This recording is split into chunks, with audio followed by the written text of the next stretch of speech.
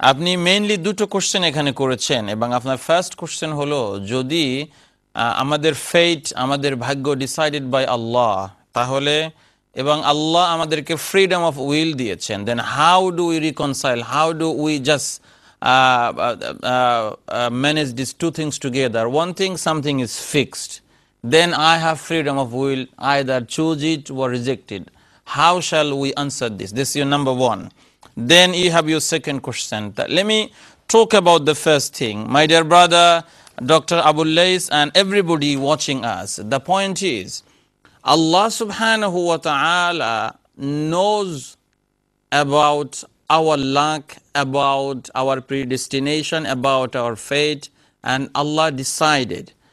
And Allah's decision does not mean that Allah has fixed it somewhere and He will not change it. What the saying of Rasulullah sallallahu alayhi wasallam confirming us is this: because of a human being, somebody is trying and somebody asking to Allah subhanahu wa ta'ala, making dua, performing things. Because of performance, Allah subhanahu wa ta'ala changes people's luck.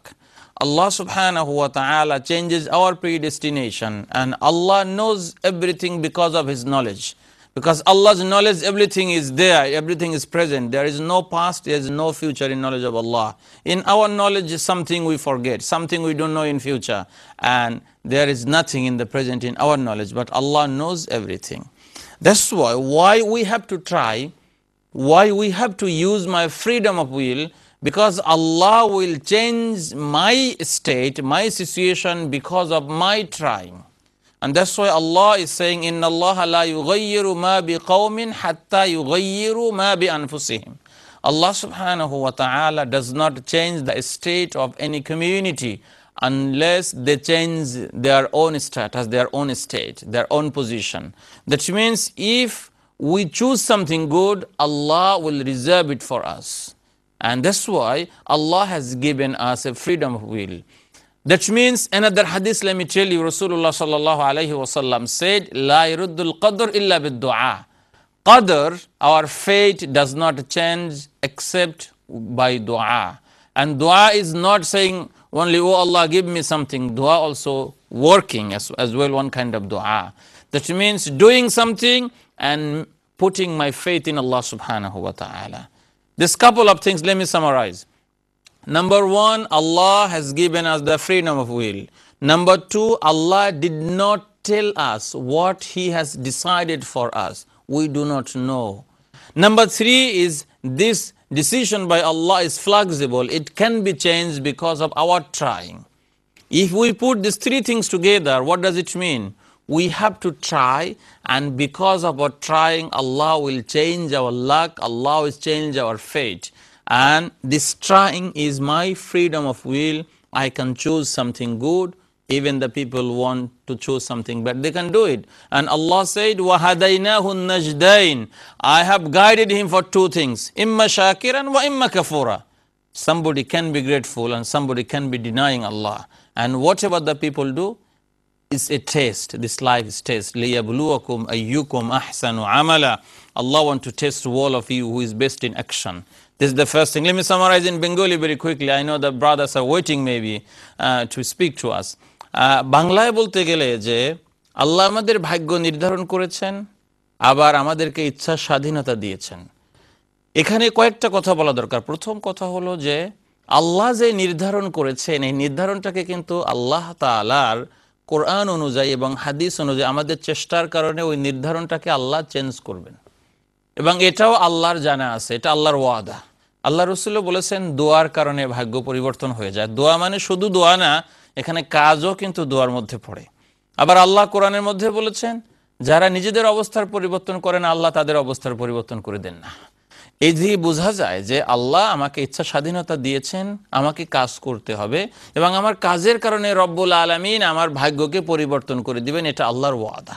এবং আল্লাহর sanction ছাড়া তো কিছুই হয় না। আমি try করলে আল্লাহ দিবেন। ওয়াল্লাযীনা জাহাদু ফিনা লানাহদিয়ান্নাহুম সুবুলানা।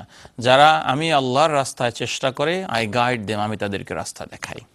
আপনার সেকেন্ড কোশ্চেন হলো যে many people in Bangladeshi community they perform frequent umrahs and nafal hajj. And is it not better to providing financial assistance to poor people rather than going for umrah or nafal hajj, or donating money to masjid, madrasa, helping those affected by natural disaster, and so on? আপনার question হলো যে অনেক ভাই নফল হজ করতে থাকেন, প্রত্যেক বছরে উমরায় যান, এর থেকে কি যে সমস্ত প্রাকৃতিক দুর্যোগ হয়, সাইক্লোন হয়, ডিজাস্টার হয়, মসজিদ মাদ্রাসার প্রয়োজন আছে, এখানে অর্থ দেওয়াটা ভালো কিনা? কথা হলো যে এটা আপনি যেভাবে বলেছেন এবং সিচুয়েশন অনেকের ক্ষেত্রে এটা ঠিক যে অনেকের প্রায়োরিটাইজ করতে হবে, এবং অনেক ক্ষেত্রে তাদের নফল হজে যাওয়ার চেয়ে, নফল ওমরায় যাওয়ার চেয়ে আল্লাহর ঘরের প্রয়োজনটা যদি এমন সিচুয়েশনে থাকে যে তার সাহায্য দরকারি, তাহলে এমতো অবস্থায় তার জন্য নফল হজে অথবা নফল ওমরাতে না গিয়ে এখানে আল্লাহ রাস্তায় সাহায্য করা তার জন্য বেশি জরুরি।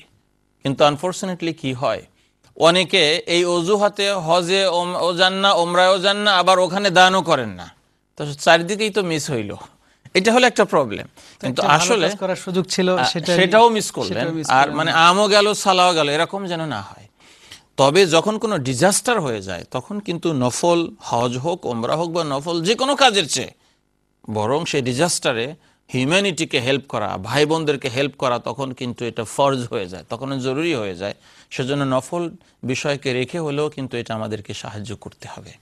এই জন্য আমার এই মুহূর্তে মনে পড়ছে যে আবদুল্লাহ ইবনুল মুবারক রহমাতুল্লাহ আলাইহে, ওনার নিয়ম ছিল যে উনি 1 বছর হজ করতেন আর 1 বছর জিহাদে থাকতেন।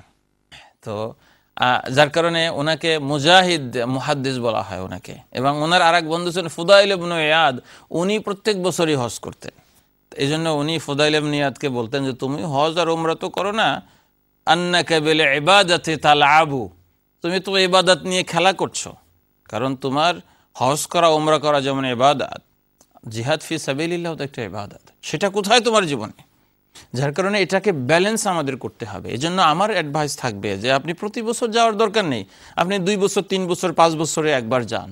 বাকি আপনার এই অর্থ আল্লাহ দিয়েছেন, আল্লাহর রাস্তায় সদকা জারিয়ার জন্য কাজে লাগান, তাহলে 2 দিক দিয়ে ব্যালেন্স হবে। আল্লাহু আলাম। ধন্যবাদ ডক্টর আবুল হাসান সাহেব আপনাকে। মুহতারাম, মাশাআল্লাহ, এই প্রশ্নের মাধ্যমে খুব বড় একটা আলোচনা চলে আসছে, যেটা হয়তো পরবর্তীতে প্রশ্ন আসতে আরও। তো একটা বিষয় আমরা বলতে পারি কিনা এখানে, যে অনেকেই তো বলেন যে আল্লাহ যেহেতু তাকদীর নির্ধারণ করে রেখেছেন, এর অর্থ হচ্ছে যে জান্নাত এবং জাহান্নাম দুটোটা নির্ধারিত। আমি কি জান্নাতে যাব সেটাও আল্লাহ জানেন, না জাহান্নামে যাব সেটাও আল্লাহ জানেন। তাহলে আমার এখন এই যে ভালো কাজগুলো করব, ইবাদত বন্দেগী করব, এটার কি অর্থ আছে? আল্লাহ জানেন ঠিকই, কিন্তু আমি কি জানি? আমি তো জানি না, ঠিক না কথা? আমি ছোট্ট একটা এক্সাম্পল দেই। একজন টিচার হিসেবে আমরা কিন্তু মোটামুটি জানি যে বছরের শেষে কোন ছেলে পাশ করবে, ফেল করবে। তার অর্থ কি এটা যে যে ফেল করবে তাকে বলে দিব যে সারা বছর তোমার লেখাপড়া করার দরকার নেই, get out, go home and relax because you gonna fail?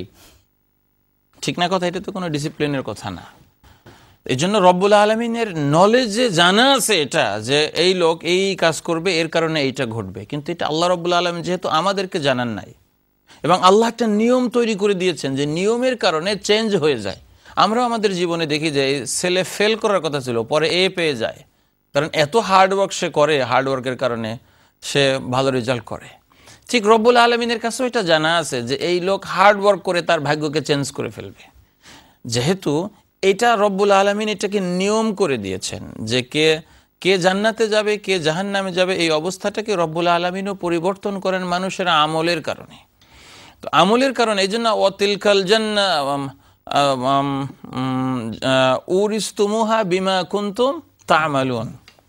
তাহলে দেখা যাচ্ছে যে রব্বুল আলামিন বলছে তোমরা এই জান্নাতের ওয়ারিশ হয়েছো বিমা কুনতুম তা'মালুন, তোমরা যে ভালো ভালো আমল করতে, সে আমলের জাযা হিসেবে আমি তোমাদেরকে দিচ্ছি। তাহলে বোঝা গেল যে হ্যাঁ, এই কথা ঠিক, শুধু আমলে মানুষের জান্নাত হবে না, আমলের সাথে আল্লাহর রহমত অবশ্যই রাখবে, কিন্তু আমল ছাড়াও তো হবে না। যার কারণে আমলটা থাকতে হবে। আর আমল থাকতে হবে এই জন্য যে আমি জানি না আমার নসিবে কি আছে, এই জন্য আমি কাজ করতে থাকব।